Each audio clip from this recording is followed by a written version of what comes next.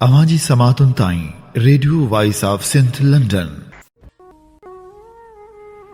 शमा बारिंदे शब पिरह बाखूं कढियूं, मोट मराठी मेदरा राणा कारण रब, तुझी तात तलब कां गोडारिम काक जा।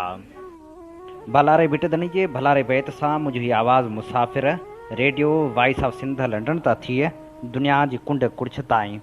जंहिंजा माग ॿुधिजे पियो उन्हनि मिड़नी महिरबाननि खे सिक भरियो सलाम, शाल क़बूल पवे।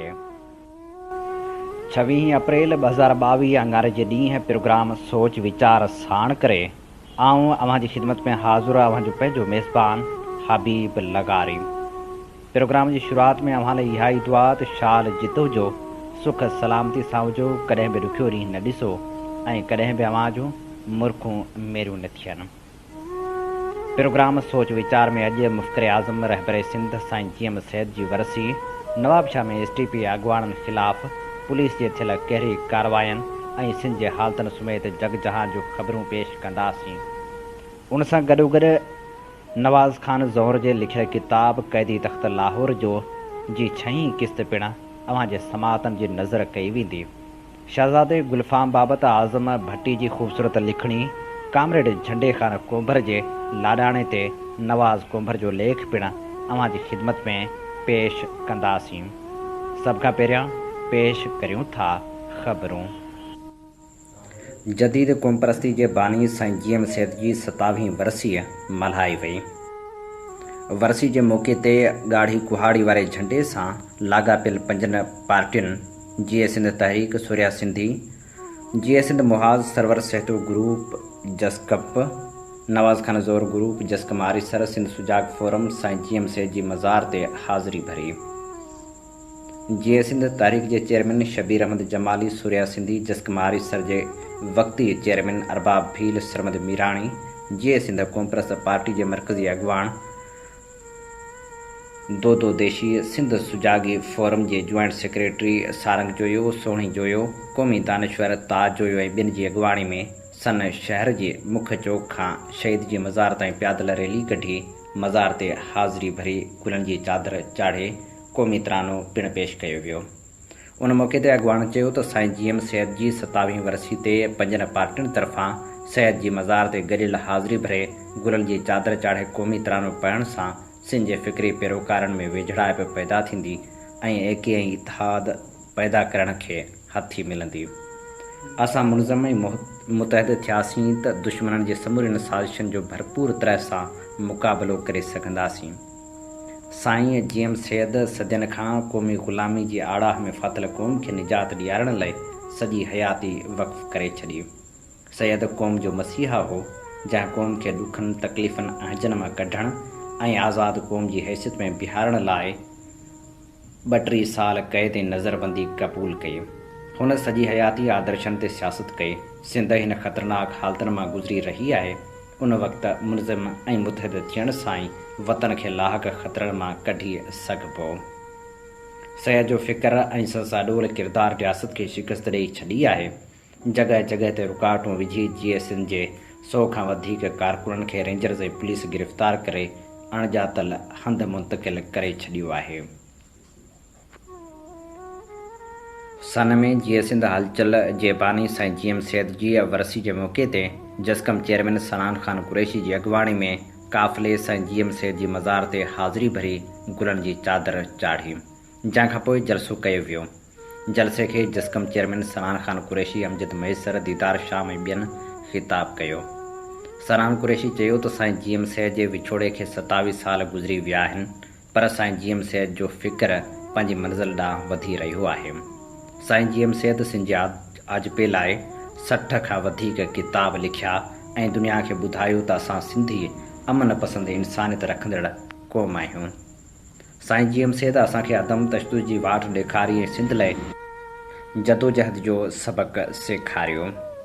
हुन वधीक चयो त साईं जीएम सैद खे 32 साल क़ैद में रखियो वियो ऐं सां सॼो इहो हो त साईं जीएम सैद पाकिस्तान ठहिरायो। अॼुकल्ह पंजाब जा दानिश्वर बि चवण ते मजबूर आहिनि त साईं जीएम सैद खे पाकिस्तान ठाहिण जी सज़ा में जेल में रखियो वियो ऐं जेको सिंधी सिंध जी ॻाल्हि कंदो उनखे गद्दार करार ॾिनो वञे थो। पर असां ॿुधाइण था चाहियूं त असां गद्दार न पर सिंध अमड़ जा वारिस ऐं मालिक आहियूं। हुन चयो त बाबा बशीर ख़ान कुरैशी चवंदो हो त मुंहिंजो हिकिड़ो कारकुन लखनि जे बराबरि आहे। जल्द सॼी सिंध जो दौरो कंदुसि, धरती जे मालिकनि ॾांहुं वेंदुसि। मुख़्तलिफ़ मनसूबा आॾे सिंध जे माण्हुनि खे अक़लियत में तब्दील करण जी साज़िश थी रही आहे। असांखे गिरफ़्तार करे हीसाइण बंदि कयो वञे। असां कंहिं मुल्क जा एजेंट न पर सिंध जा एजेंट आहियूं, साईं जीएम सैद जा फ़िक्री वारिस आहियूं। हुन चयो त जेकॾहिं सिंध खे माउ चवणु गुनाह आहे त मां हिकु भेरो न पर लख भेरा इहो गुनाह कंदो रहंदुसि। सिंध ॾुखे वक़्त मां गुज़री रही आहे, उन करे सभिनी क़ौम परस्त तनज़ीमनि खे गॾु थियणो पवंदो ऐं सिंध जी मालिकी करणी पवंदी। जीअं सिंध मुहाज़ पारां तरबियती वर्कशॉप कयो वियो, जंहिंजी सदारत पार्टी चेयरमैन रियाज़ अली चांडियो कई। सिंध जे ॾांहनि कलम धड़ियनि साझा हवंदनि जामी चांडियो, मामा जुमन दरबदर, ज़ुल्फ़कार हाले पोटो, हफ़ीज़ कुरैशी, ज़ुल्फ़कार कादरी, एडवोकेट जहांगीर राहूजो, डॉक्टर खुशहाल कालाणी ऐं ॿियनि शिरकत कई। उन खां अॻु रियाज़ चांडियो आजियाणी जी तक़रीर कंदे हालतनि ते रोशनी विधी, सैद खे सारियो ऐं कारकुननि खे नज़रियाती फ़िक्री ऐं सियासी अदब पढ़ण जी हिदायत कई। रियाज़ चांडियो चयो त साईं जीएम सैद हिकु आलिम सियासतदान हो। हुन सिंध खे जदीद नेशनलिज़म जो फ़िक्र ॾिनो। अॼु सिंध खे चइनी तरफ़नि खां ख़तरा आहिनि। हिकु तरफ़ धारियुनि जी आबादकारी खे रियासती पुठभराई सां ताक़तवर करे धरती धड़ियुनि खे अक़लियत में तब्दील करण जी कोशिश कई पई वञे। ॿिए तरफ़ दरिया मुकमिल पंजाब जे कब्ज़े में आहे, जंहिं करे सिंध में ख़तरनाक मुआशी बदहाली जनम वरितो आहे। कराची जाम शुरू ऐं ठठे ते कब्ज़ा माफ़िया जो ज़रदारी सरकार जे ज़रिए तसलत जारी आहे। लेखक ऐं अदीब जामी चांडिये चयो त 20वीं सदी में सिंध जेके थोरा वॾा माण्हू पैदा कया, साईं जीएम सैद उन्हनि में हिकु आलमाना हैसियत रखंदड़ मुफ़्किर ऐं मुदबिर इंसान हो, जंहिं 50 जे ॾहाके में फस्ताई ऐं रिजत पसंद नज़रियनि खे रद्द कंदे क़ौम परस्ती ऐं सेक्युलरिज़म जो पैगाम ॾिनो। हुन जो रवैयो हिकु शफ़ीक़ ऐं मुहबत कंदड़ लीडर वारो हो। संस पोइ लॻ हुन जे इल्मी ख़िदमतनि मां फ़ाइदो हासिल कनि। लेखक ज़ुल्फ़कार हाले पोटे जो चवणु हो त साईं जीएम सैद पहिरियों सियासतदान हो जंहिं असांखे वतन जो तख़्यल ॾिनो ऐं 62 किताब लिखी मरबूत सियासी राय मुतयन कई। संस पैगाम ते अमल करण जी ज़रूरत आहे। मुहक़िक़ ऐं तारीख़दान हफ़ीज़ कुरैशी चयो त साईं जीएम सैद आलमी सतह जो लेखक हो। कारकुननि खे संस किताब पढ़णु घुरिजनि। ज़ुल्फ़कार कादरी चयो त साईं जीएम सैद सिंध जी सियासत में इख़लाक़ क़ौमी किरदार जो बानी आहे। हुन इल्म ऐं सियासत जो ॻांढापो करे सिंध जे आजपे जो जाम प्रोग्राम ॾिनो। साईं जीएम सैद जे साथी क़ौमी शाइर जुमन दरबदर वीचार वंडींदे चयो त असां लाइ सन हिकिड़ो मकतब फ़िक्र आहे। सैद वटि सिंध सभिनी खां उत्तम हुई। लतीफ़ जे फ़िक्र खे साईं जीएम सैद राह मशल ठाहियो। उन मौक़े ते जीअं सिंध मुहाज़ जे वाइस चेयरमैन नवाज़ शाह भाडाई, क़ौम परस्त अॻवान डॉक्टर खुशहाल कालाणी, एडवोकेट जहांगीर राहूजो ऐं ॿियनि ख़िताब कयो। साईं जीएम सैद जी वरसी तां मोटंदड़ काफ़िलनि ते पुलिस कड़की पई। खाणोठ टूल प्लाज़ा वटि जामशोरो पुलिस काफ़िलनि खे रोके औरतुनि ऐं ॿारनि समेत 80 माण्हुनि खे थाणनि ते आणे कुझु माण्हुनि खे गुम करे छॾियो। गिरफ़्तार थियलनि में अज़रा खोखर, संसवर डॉक्टर नज़ीर खोखर, निसार कीरियो, अयाज़ दस्ती, गुलज़ार शाह, अमीर थईम, फरमान सुमरो, मुर्तज़ा सुमरो, उल्फत सहतो, ज़मीर सहतो ऐं ॿिया शामिल आहिनि, जिन खे गिरफ़्तार करे जामशोरो ऐं खाणोठ थाणनि ते लाकअप कयो वियो आहे। इन सिलसिले में जामशोरो थाणो अॻियां फरमान सुमरो जी घरवारी फिरदोस सुमरो एहतिजाज कंदे दाहियो त पुलिस मुंहिंजे मुड़ुसु फरमान सुमरो ऐं संस सौट मुर्तज़ा खे थाणे ते आणे गुम करे छॾियो आहे। असां ॿारनि समेत दरबदर आहियूं। हुन मुतालबो कयो त मुंहिंजे मुड़ुस ऐं उन जे सौट खे आज़ादु कयो वञे। आख़िरी इतलान ताईं हिकु मुसाफ़िर बस वैन ऐं उन में सवार माण्हू जामशोरो थाणे ते हुआ, जॾहिं त पुलिस पंहिंजो मौक़िफ़ ॾियण खां इनकार करे छॾियो आहे। नवाबशाह में सिंध तरक़ी पसंद पार्टी जी पुलिस ऐं SSP ख़िलाफ़ ऐलानियल शटरबंद हड़ताल पुलिस जे तशदुद वारनि कार्रवाइनि में तब्दील थी वई। कारोबारी मर्कज़नि ॿाहिरां पुलिस एहलकारनि ऐं कारकुननि में चकरियूं थींदियूं रहियूं। मरकज़ी अॻवान निसार किरियो जे घर ते पुलिस मोबाइलनि चढ़ाई करे संस कैंसर ऐं शुगर जे मर्ज़ में मुब्तला ज़ाल नजमिया किरियो ऐं संस निढे भाउ कामरान किरियो समेत घर भातियुनि ऐं ॿारनि ते वैश्याणु तशदुद करण बाद मरीज़ औरत ऐं नौजवान खे पाण सां गॾु वठी खंभे खणी वई। पार्टी जी ज़िले क़यादत पुलिस ते 20 खां वधीक कारकुननि खे मोटरसाइकिलनि समेत खंभे गुम करण जो इल्ज़ाम पिणु हंयो आहे।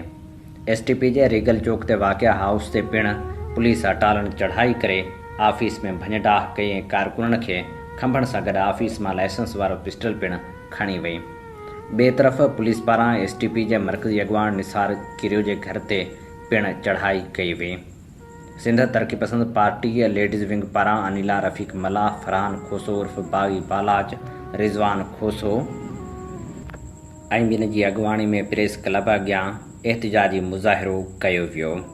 उन मौक़े ते अॻवाननि चयो त STP पारां शहर में अमन अमान जी सूरतहाल ख़राब हुजण करे SSP शहीद बेनज़ीराबाद ख़िलाफ़ शटरबंद हड़ताल हुई, जंहिंजे ॾोह में नवाबशाह पुलिस STP जे मरकज़ी अॻवान निसार किरियो जे घर ते चढ़ाई करे संस ज़ाल खे गिरफ़्तार करे गुम करे छॾियो आहे। हुननि मुतालबो कयो त STP जे मरकज़ी अॻवान निसार किरियो जी ज़ाल खे जल्द आज़ादु कयो वञे। होॾांहुं सकरंड में शटरबंद हड़ताल जे सॾ ते शहर जुज़वी तौरु बंदि रहियो, जॾहिं त कारकुननि गुल इनकलाबी ख़ान किरियो, शाहनवाज़ हुसैन बख्श किरियो, हाकिम उनड़, मुश्ताक मान्यूठो, गुल बहार बुघियो ऐं ॿियनि मोटरसाइकिलनि ते रैली कढी। हैदराबाद में लियाकत जोयो, रुस्तम लाशारी, इरफान बिरोही, हनीफ़ परियो, ताबूत सोलंगी, बाबू शीदी ऐं ॿिनि जी अॻवाणी में एहतिजाजी मुज़ाहिरो कयो। टंडे अलहियार में STP जे मरकज़ी अॻवान शहीद अल्ताफ़ जसकाणी जी न्याणी विंझार जसकाणी ऐं इमदाद नारेजो जी अॻवाणी में एहतिजाज कयो वियो। कड़ियो गंवर में अबू बकर कच्छी, हारून शेख, कामरेड रत्नोमल ठाकुर, नज़ीर मरी, मुस्तफ़ा कुंभार, अकबर खोड़ ऐं ॿिनि जी अॻवाणी में एहतिजाज कयो वियो। लाड़काणे में अलहवरायो उमराणी, मोहम्मद सादिक लाशारी, तारिक अली जतोई, ज़हीर सांगी, शाहिद कल्होड़ो, मंठार मुगेरी ऐं ॿिनि जी अॻवाणी में रैली कढी वई। कंबर में सिंध तरक़ी पसंद पार्टी पारां पिणु एहतिजाज कयो वियो, जंहिंजी अॻवाणी अलाबख्श जागीराणी, अरबाब जोयो, मोहम्मद आलिम नूनारी ऐं ॿिया करे रहिया हुआ। रतोदेरो में पिणु अख्तर बुलेदी, सदर ईरानी ऐं ॿियनि एहतिजाज कयो। ख़ैरपुर, फुलजी स्टेशन, टंडो ग़ुलाम हैदर ऐं ॿियनि शहरनि में पिणु एहतिजाजी मुज़ाहिरा कया विया। नवाबशाह में कारकुननि ते तशदुद ऐं गिरफ़्तारियुनि वारे वाक़े बाद STP सरबराह डॉक्टर कादर मंगसीअ पिणु पहुतो। सिंध यूनाइटेड पार्टीअ जे मरकज़ी सदर सैयद ज़ैन शाह चयो आहे त पुरअमन एहतिजाज STP कारकुननि जो ॾोह आहे। पुलिस चादर ऐं चार दीवारी जे तख़्तुस पायमाल कंदे घरनि ते चढ़ायूं कयूं। हुन चयो त STP कारकुननि ख़िलाफ़ केस दाख़िल कया विया आहिनि। पुलिस गर्दी ख़िलाफ़ हड़ताल जी काल ॾिनी वई त पुलिस कार्रवायूं कयूं। हुन मुतालबो कयो त गिरफ़्तार ऐं लापता कयल कारकुन आज़ादु कया वञनि, कूड़ा केस ख़तमु करे शहरनि जूं चोरियूं वापसि करायूं वञनि। सिंध जे मुख़्तलिफ़ इलाइक़नि मां खंभियल क़ौमी कारकुन अञा ताईं बाज़ियाब थी नाहिनि सघिया। कंबर जे ॻोठ लियो मिर्जत मां खंभे गुम कयल नौजवान मोहम्मद अली चांडियो जो 7 ॾींहं गुज़रण बावजूदि को पतो पइजी नाहे सघियो। नौजवान जी बाज़ियाबी लाइ संस वारसनि मर्दनि ऐं औरतनि 7 ॾींहं बि पाक किताब खणी एहतिजाज जो सिलसिलो जारी रखियो। गुम कयल नौजवान जी पिरसन मां अज़ीमा चांडियो नुसरत ऐं मासूम ॿारड़नि दाहींदे चयो त हफ़्तो अॻु ड्रग थाणे जो SHO पुलिस अटालनि सां रात जी उंदाही में घरनि ते चढ़ाई करे पोरियत पुट मोहम्मद अली चांडियो खे खंभे गुम करे वियो। हुननि मुतालबो कयो त नौजवान खे जल्द आज़ादु कयो वञे। कराची जे गुलशन मेमार वेझो चांहि जे होटल ते वेठल कश्मोर वासी पोरियत समीउल्लाह सुमरो खे जवाबदारनि गोलियूं हणी क़त्ल करे छॾियो। जॾहिं त वारसनि जो चवणु आहे त असांखे शक आहे त असांजे नौजवान खे ज़ाती दुश्मनी तां क़त्ल कयो वियो आहे। कंदकोट में क़बीलाई तकरारनि जे ख़ात्मे जे सिलसिले में सिटी पार्क खां अमन मार्च कढी प्रेस क्लब ताईं अमन जा झंडा खणी रैली कढी एहतिजाज कयो वियो। उन सिलसिले में वकील अब्दुल गनी बजाराणी, ज़ुरियत सागर बजाराणी, ग़ुलाम मुस्तफ़ा मीराणी, अकरम बाजकाणी, मीर फाइक अली, जखराणी दिलमुराद डाहाणी ऐं ॿिनि जी अॻुवाणी में अमन मार्च करे अमन जो मुतालबो कयो वियो। अॻुवाण चयो त अमन हर कंहिंजी ज़रूरत ऐं मुतालबो आहे। मुसलसल 20 ॾींहं ताईं घंटा घर चौक ते एहतिजाजी कैंप लॻाई, जंहिंमें नासूर बणियल खूनी तकरारनि जे ख़िलाफ़ आवाज़ उथारियो। अॼोके अमन मार्च में हितां जे बाशूर अवाम फ़ैसिलो ॾेई छॾियो आहे त असां अमन पसंद अमन सोच रखंदड़ क़ौम आहियूं। हीअ असीं अवां जी ख़िदमत में पेश करे रहियासीं ख़बरूं। अवी ॿुधी रहिया आहियो radio voice of Sindh London ऐं अवां जी ख़िदमत में प्रोग्राम पेश कयो पियो वञे सोच वीचार जे हिन सफ़र में आऊं अवां सां मुख़ातिब अवां जो पंहिंजो मेज़बान आहियां हबीब लगारी।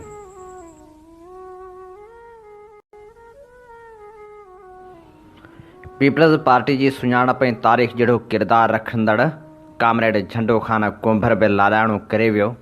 कामरेड झंडो ख़ान कुंभर, जंहिंखे मोहतरमा Benazir Bhutto comrade the great जो लक़ब ॾिनो हो, संदसि शख़्सियत ते लिखियल नाम्यारे लेखक नवाज़ कुंभर जो ख़ूबसूरत मज़मून अवां जे समातन जी नज़र करियूं था।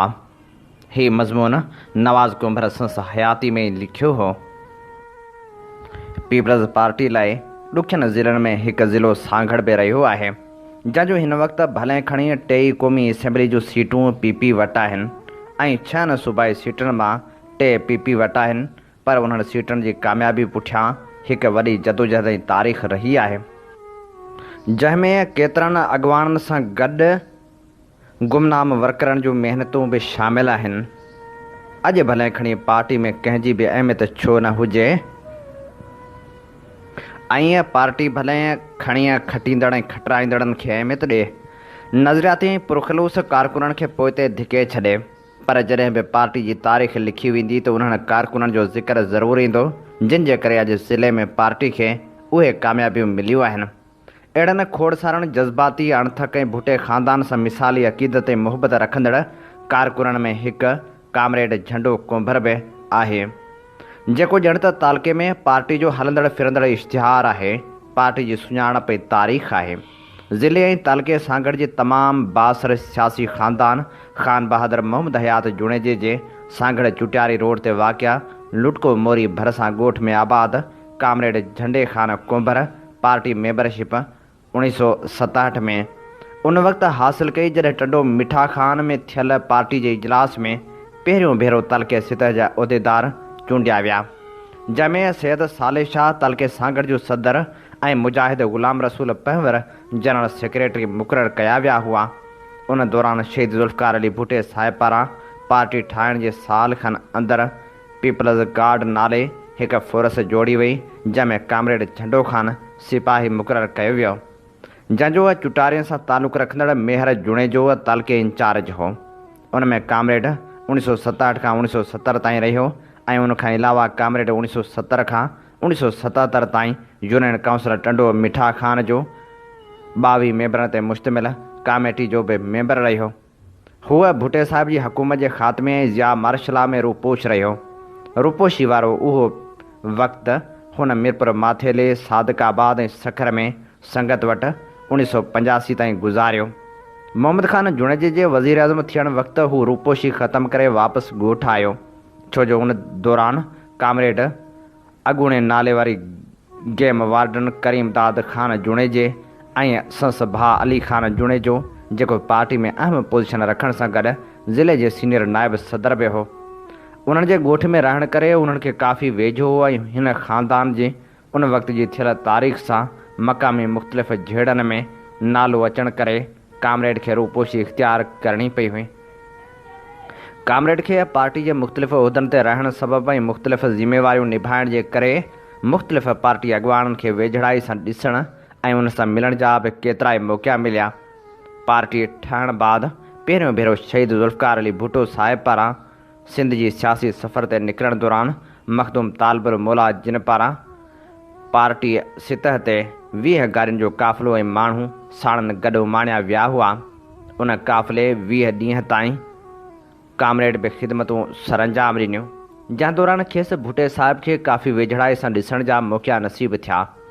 1988 धारे जॾहिं बिलावल हाउस अञा नओं ठहियो हो, तॾहिं मोहतरमा बेनज़ीर भुट्टो साहिबा वज़ीर आज़म थियण बैदि ज़िले सतह ते चंद माण्हू सॾाया हुआ। उन्हनि ज़िले जे 5-6 माण्हुनि में कामरेड बि शामिल हो, जॾहिं त ॿियनि में ज़हूर आलम रिंद, अल्ताफ़ हुसैन रिंद ऐं फिदा हुसैन डेरो शामिल हुआ। उन मुलाक़ात में मोहतरमा 2 भेरा कामरेड खे चयो हो त बोलो, माना कुझु घुरो, पर कामरेड मोहतरमा खे चयो त असां अलाह खां हिकु ई दुआ घुरी हुई त तव्हां वज़ीर अज़म थियो, सो तव्हां थी विया, बसि ॿियो कुझु बि न घुरिजे। पोइ मोहतरमा अल्ताफ़ हुसैन रिंद खे मुखातिब थींदे ऐं कामरेड ॾांहुं इशारो कंदे चयाईं त कामरेड दी ग्रेट। उन ॾींहं खां पोइ रईस अल्ताफ़ हुसैन रिंद खे सॾींदो ई हो कामरेड दी ग्रेट। अहिड़ी तरह अॼु बि कामरेड केतिरनि ई यादगार मुलाक़ातनि जूं यादगिरियूं साह खां बि वधीक सम्झी सांढियो हले। कामरेड झंडो ख़ान खे इहो बि मुनफ़रद एज़ाज़ हासिलु आहे त हूअ 1995 खां 2018 ताईं शहीद भुटे साहिब जी मज़ार ते लॻंदड़ ज़िले कैंप जो इंचार्ज रहंदो आयो आहे, जंहिं दौरान केतिरा ई ज़िले सदर आया विया, पर सभिनी मथसि एतमाद कंदे सलाहियतनि, किफ़ायत शुआरी हर निढे वॾे खे ज़ाती तरह सुञाणण सबबि हमेशह खेसि ज़िले कैंप जो इंचार्ज मुक़ररु कयो। कामरेड जे सलाहियतनि ते एतमाद कंदे ज़िले बाडी कश्मीर में आयल ज़िलज़िले दौरान उमाणियल इमदादी सामान जो बि खेसि इंचार्ज मुक़ररु कंदे उहो सामान मीरपुर आज़ाद कश्मीर ताईं खणी वञण जी ज़िम्मेवारी बि खेसि ॾिनी हुई, जंहिंमें उन वक़्त जे ज़िले सदर अल्ताफ़ हुसैन मरीअ 16 लख जो सामान उमाणियो हो। उन खां पोइ बदीन में आयल सामूंडी तूफ़ान जे मुतासिरनि लाइ बि उन वक़्त जे ज़िले सदर अल्ताफ़ हुसैन पारां उमाणियल 2 ट्रकनि जे सामान जो बि खेसि इंचार्ज मुक़ररु कयो वियो हो। जंहिंमां जिते संस पार्टी सां सचाई ऐं वफ़ादारी जो सबूत मिले थो, उते सभिनी पार्टी अॻुवाणनि जी मथसि भरपूर एतमाद जी बि ख़बर पवे थी। जॾहिं 1987 में ज़िले अंदरि नई मेंबरशिप थी ऐं अब्दुल सलाम थईम ज़िले सदर ऐं शायदि ग़ुलाम रसूल उन्नड़ जनरल सेक्रेटरी थिया त कामरेड जी पार्टी सां सचाई सबबि खेसि टंडो मिठा ख़ान यूसी जो सीनियर नायब सदर मुक़ररु कयो वियो। पीपल्स पार्टीअ ज़िले सांगड़ जे अॻुवाणनि लाइ कारे दौर मिसल जाम सादिक अली जी वॾ वज़ारत दौरान जॾहिं केतिरा ई अॻुवान पार्टी उहिदा छॾे विया त नयूं बाजूं ठाहियूं वियो, जंहिंमें तालके सांगड़ जो सदर थियो जाजन ख़ान मरी ऐं जनरल सेक्रेटरी टंडे मिठा ख़ान जे सैयद ख़ान साहिब शाह खे मुक़ररु कयो वियो त उन बाडी में कामरेड तालके इतलात सेक्रेटरी मुक़ररु थियो। उहा संस तालके बाडी में पहिरीं एंट्री हुई। तंहिंखां पोइ कामरेड पहिरियों भेरो 20 मार्च 1996 ते तालके सांगड़ जो जनरल सेक्रेटरी थियो ऐं उन वक़्तु तालके सदर हो मोहम्मद अयूब चांडियो। उन वक़्त खां वठी अॼु ताईं कामरेड मुख़्तलिफ़ दौरनि में मुख़्तलिफ़ तालके सदरनि सां गॾु कमु करे चुको, जिन में अयूब वसाण, जाजन मरी, क़ाइम मक़ाम सदर मुरीद संग्रासी ऐं सैयद मुमताज़ शाह शामिल आहिनि।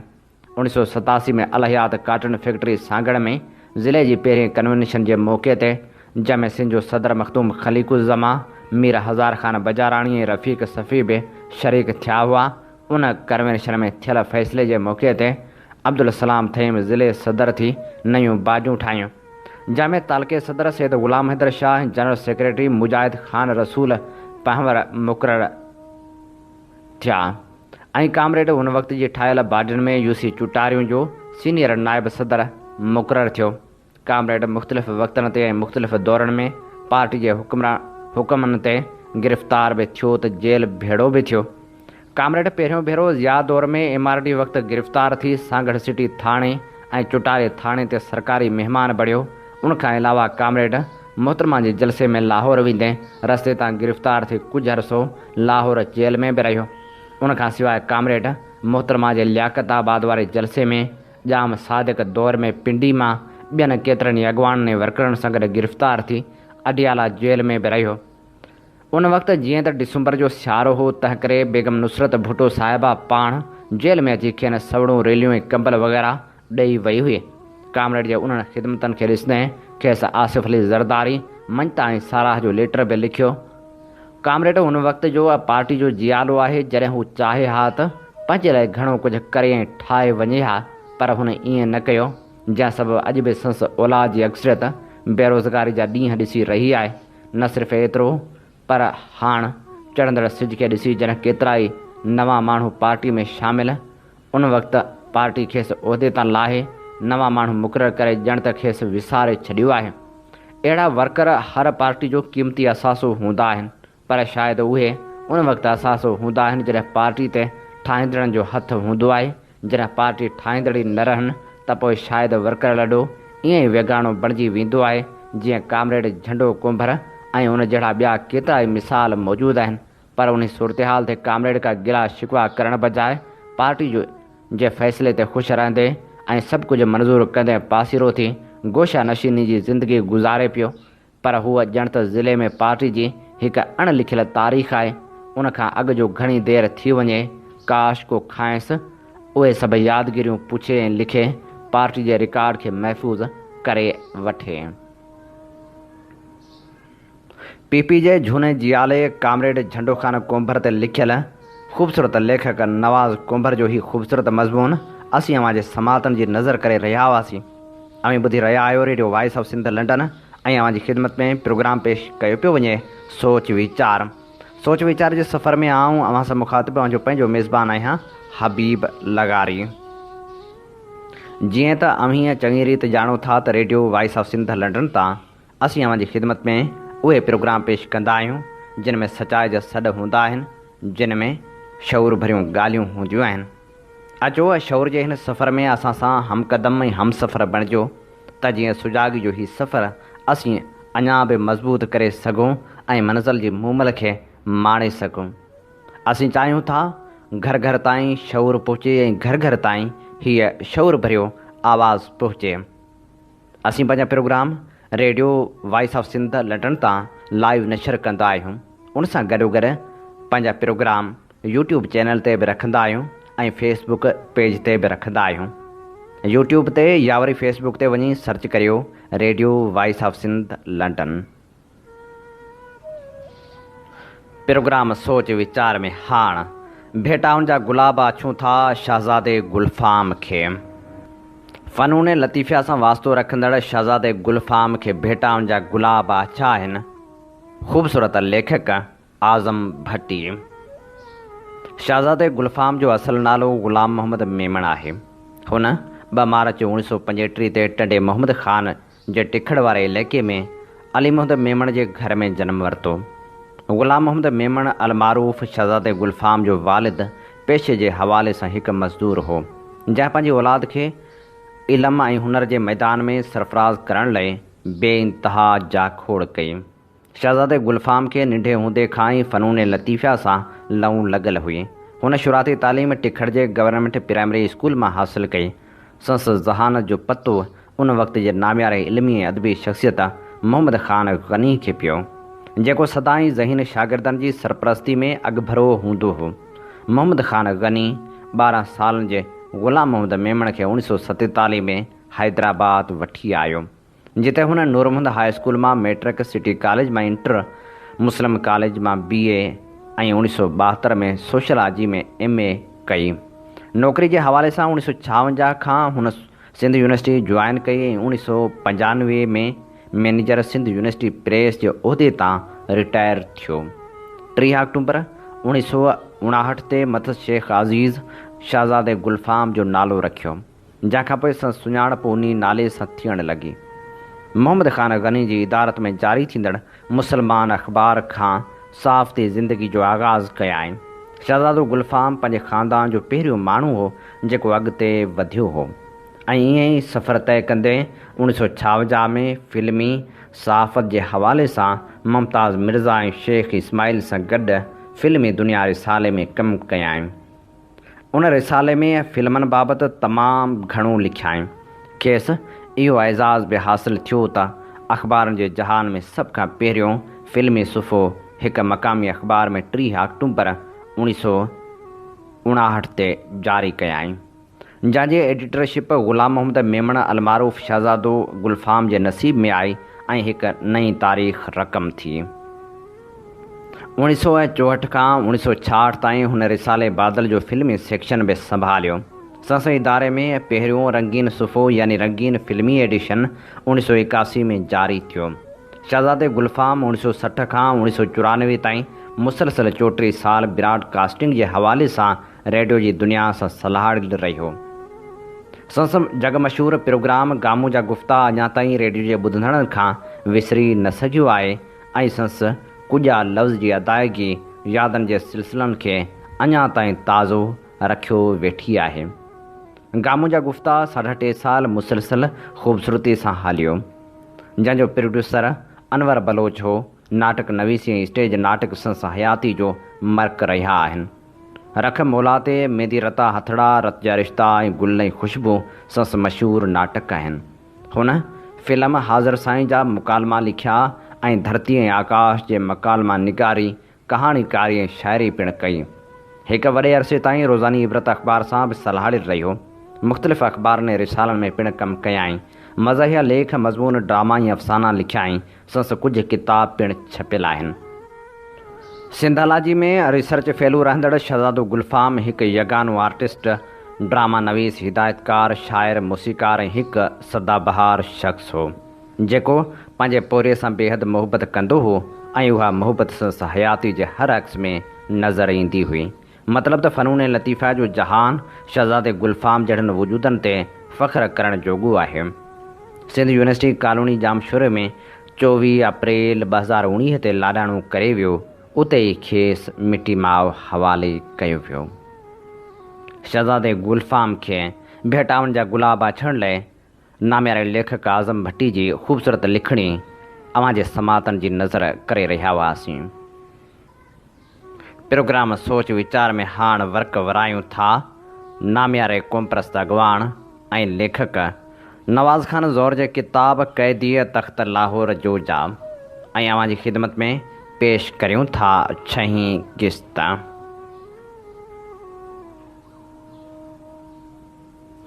इहो यकीन सां कीं थो चईं त असां खेसि गिरफ़्तार कयो आहे।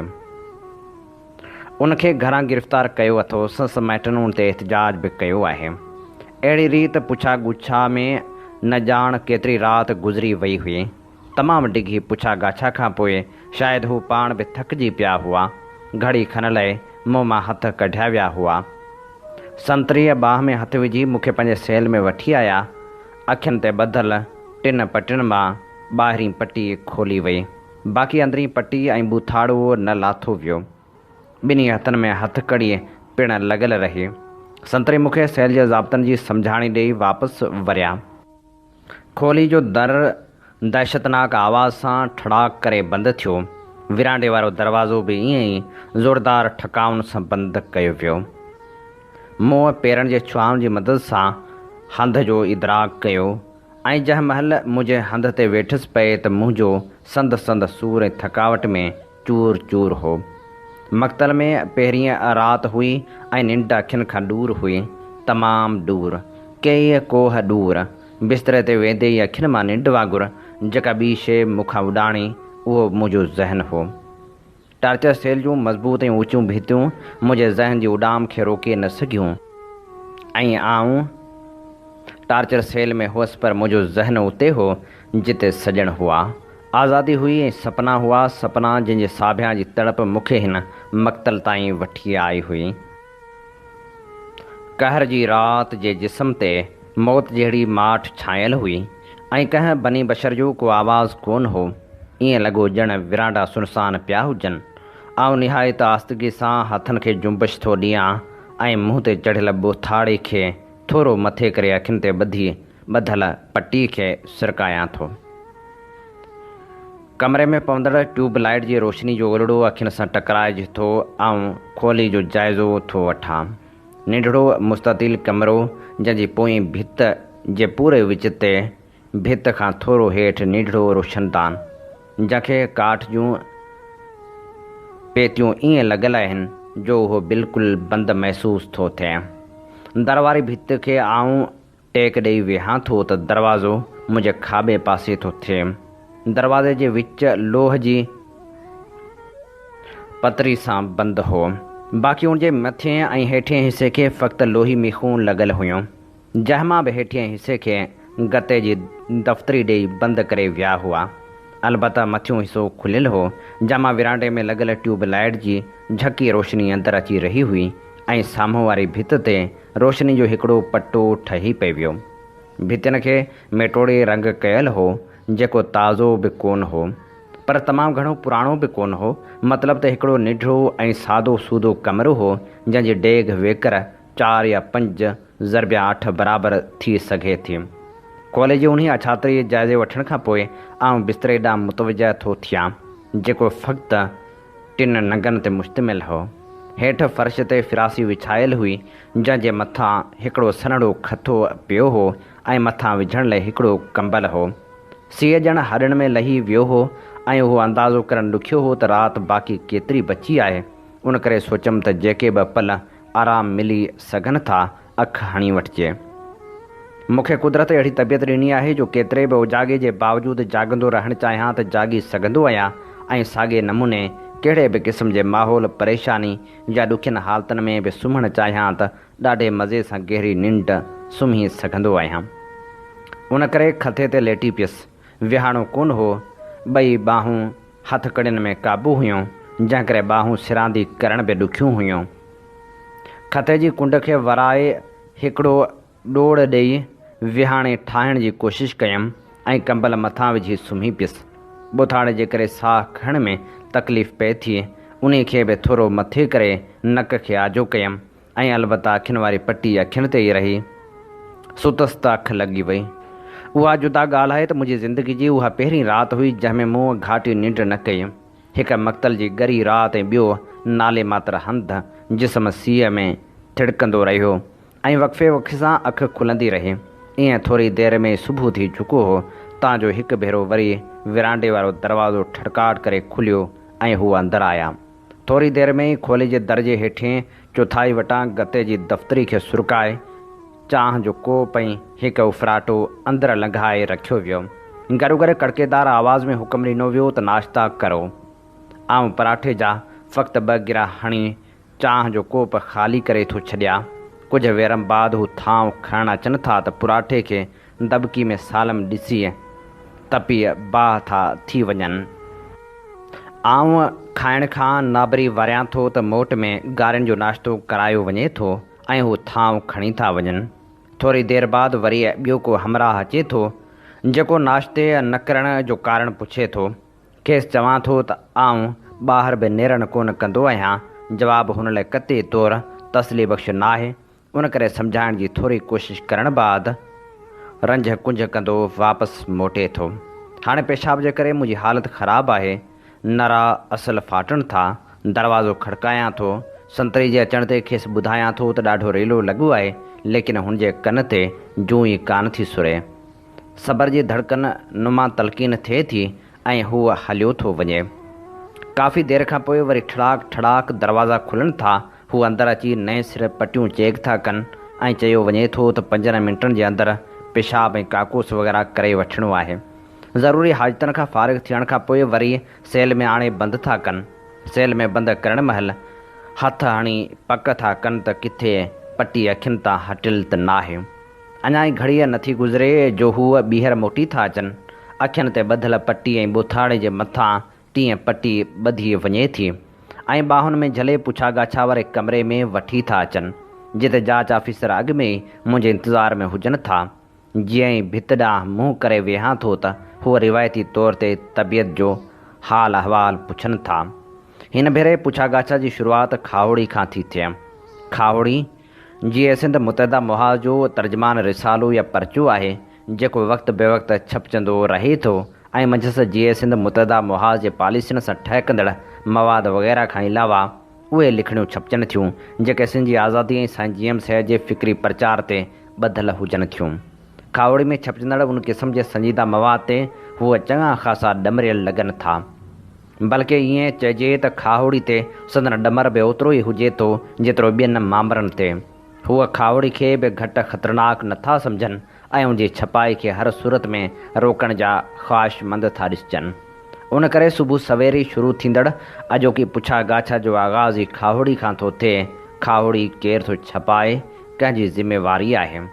किथे थो छपिजे, मवाद कीअं थो गॾु थिए ऐं उन में लिखंदड़ जो जीअं सिंध मुतहदा मुहाज़ सां कहिड़ो तालुक़ु आहे।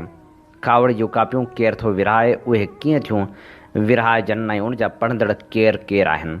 अहिड़े नमूने सुवालनि जी लांढ लॻी थी वञे। सुवालनि जवाबनि जो हीउ सिलसिलो बि अहिड़े अंदाज़ में हुजे थो जीअं मूं मथे नमूने ॾेखारियो आहे। सुवाल मथां सुवाल थींदो रहे थो ऐं सिलसिलो अॻिते वधंदो हले थो। पुछा गाछा में हूअ पंहिंजे रिवायती हरबनि खे बि इस्तेमालु कंदा रहनि था। ॿुधाए ॿी सूरत में तोखे बिजली जे थंभे सां ॿधी टाइम बम फिट करे छॾींदासीं। सुबुह जो ईदी वारा अची लाश जा टुकड़ा मेड़ींदे त बम फिट करण दौरान ग़लती सां बम फाटी पियो ऐं दहशतगर्द पाण बि बम सां गॾु उॾामी टुकड़ा टुकड़ा थी वियो। तो ते असां अञा एतिरो टार्चर कयो ई किथे आहे। तूं नफ़ीस माण्हू आहीं, असांजो टार्चर सही कोन सघंदे मरी वेंदे। उन करे अड़तियूं फुर्तियूं छॾ, ॿुधाए सभु सही ॿुधाए। असांखे सभु ख़बर आहे अलिफ़ खां ये ताईं, पर असीं तुंहिंजे वाता ॿुधण था घुरूं। उन्हनि लफ़्ज़नि ते मुंहिंजो ज़हन हिकु भेरो वरी परड़ा फड़काए थो ऐं टार्चर सेल जे दीवारनि खे उरांघींदे वक़्त जे वसी आसमाननि में परे ताईं उॾामंदो थो वञे। पंजाब साम्राज्य जे बंदे खाने मां उॾामी मुंहिंजो ज़हन पखेड़ो चीते जी दरी मां जंहिं जॻह ते झाती पाए थो उहा नाज़े साम्राज्य अज़ित गाह हुजे थी। अज़ित गाह जी पुछा गाछा वारी फिके मुर्दार सेल में हल्के कदबुत वारो अधड़ोट हमराह रत में लतपत आहे। संद चचरियो पियो आहे। हूअ हलण खां हलाक ऐं वेहण खां लाचार आहे। नाज़ी साम्राज्य जा दरिंदा पंहिंजी समूरी दरिंदगी ऐं वैशानियत जे बावजूदु हुन ते हावी न थी सघिया आहिनि। उहो नाज़िकड़ो नफ़ीसड़ो हमराह जेको स्लोवाकिया जो साफ़ी अदीब ऐं कम्युनिस्ट क़ौम परस्त अॻवान जूलियस फ्यूचक आहे, जंहिं पंहिंजे देश खे जर्मन साम्राज्य जे चंबे मां आज़ादु कराइण लाइ ज़ेर ज़मीन बग़ावत खे मुनज़म करण जी जाखोड़ कई हुई ऐं उन जाखोड़ में गपियल अरसो रुपोशी में गुज़ारण खां पोइ हिकिड़े ॾींहुं नाज़ियुनि जे वर चढ़ी वियो हो। नाज़ी दरिंदनि हथां खमिजण खां पोइ हींअर हू टार्चर सेल जे हिकिड़े निढड़े कमरे में पंहिंजे रत में रेटो थियो पियो हो। जॾहिं मथस तशदुद कंदड़ ख़ुदि थकी पिया ऐं विरची हाराइण लॻा त ॿियनि हरबनि खे आज़माइण लॻा। ॿुधाए असांखे सभु ख़बर आहे अलिफ़ खां ये ताईं, पर असीं तुंहिंजे वाता ॿुधण था घुरूं। सही ॿुधाए। हूअ सोचे थो सभु ख़बर आहे त पोइ मूंखां पुछण जी ज़रूरत ई कहिड़ी आहे। ज़हन ॻाल्हाइण लाइ तयारु न हुजे त ज़ुबान मां हिकिड़ो अखर बि उकली नथो सघे।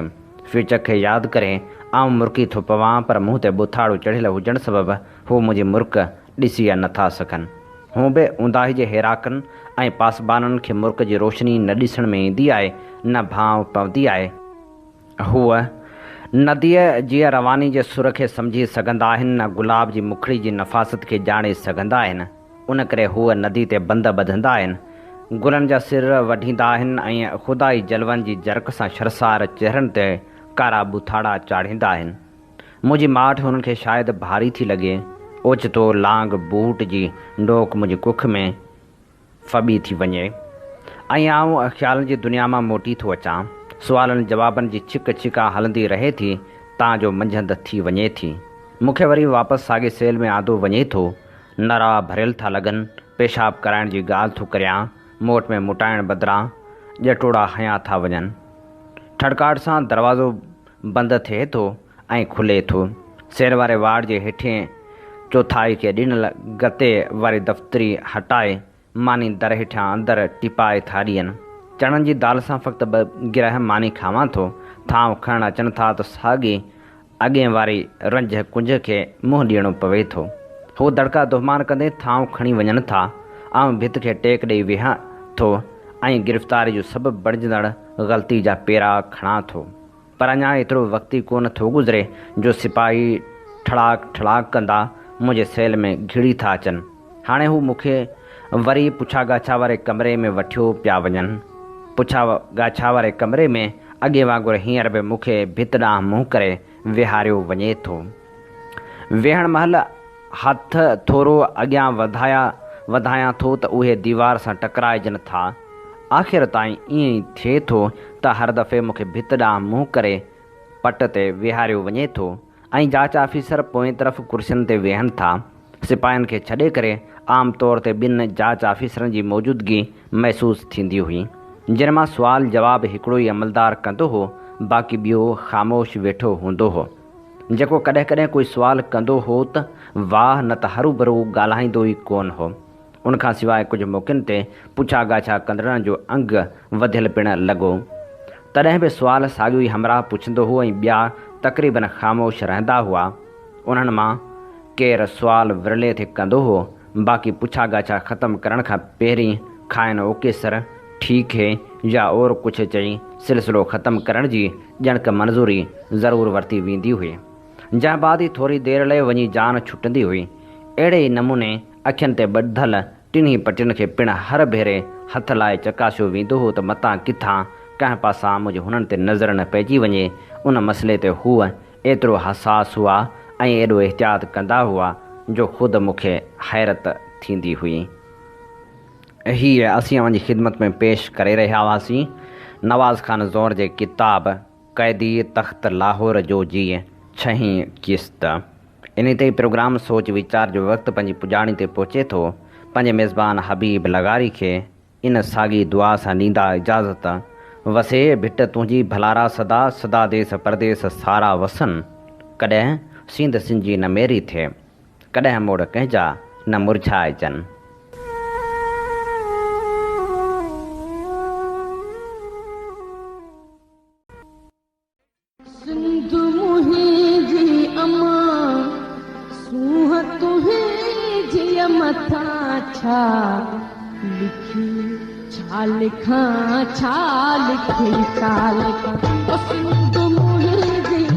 दुनिया जा सिंधियो हिक मुठ थी सिंध बचायो।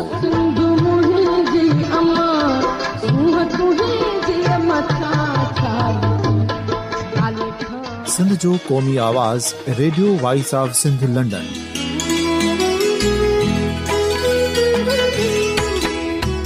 Radio voice of Sindh London पंहिंजी नशरियात में सिंध जी सियासत, समाज, इक़्तिसादियात, तारीख़, क़ौमी उमंगुनि ऐं इख़्लाक़ियात मुतलिक़ सिंध जी हक़ीक़ी तर्जुमानी कंदे प्रोग्रामनि खे असराइतो बणाइण लाइ सिंध जे घण घुरनि ऐं धरतीअ सां प्यार कंदड़ अदीबनि, दानिश्वरनि, सहाफ़ियुनि, उस्तादनि, वकीलनि ऐं हर तबिके जे मानवारनि सजणनि खे सिंध में शऊरी इनक़लाब लाइ सहकार जो सॾु ॾियूं था। अचो त गॾिजी सूफ़ियुनि ऐं संतनि वारी सिंध जो ओज हिकु मुठ थी वरी वापसि आणण वारे सफ़र जा साथारी बणिजऊं।